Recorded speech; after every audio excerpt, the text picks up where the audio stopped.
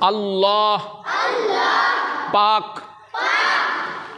বলেন আহার করো ও পান করো, কিন্তু অপচয় করো না।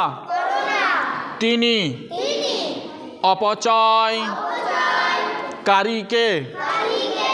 পছন্দ করেন না। অপচয়কারী শয়তানের ভাই। সূরা আরাফ। আল্লাহ পাক আল্লাহ তাআলা আহার করতে বললেন, খাবার খেতে বললেন, পানি খেতে বললেন, ইত্যাদি ইত্যাদি। এই জবান দিয়ে, এই মুখ দিয়ে যা কিছু খাওয়া হয় হালাল মাল খেতে বললেন, এক কথায়। কিন্তু মহান আল্লাহ পাক আল্লাহ তাআলা বললেন যে তোমরা অপচয় করো না।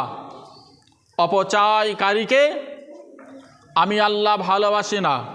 আর এই অপচয়কারী হলো শয়তানের ভাই।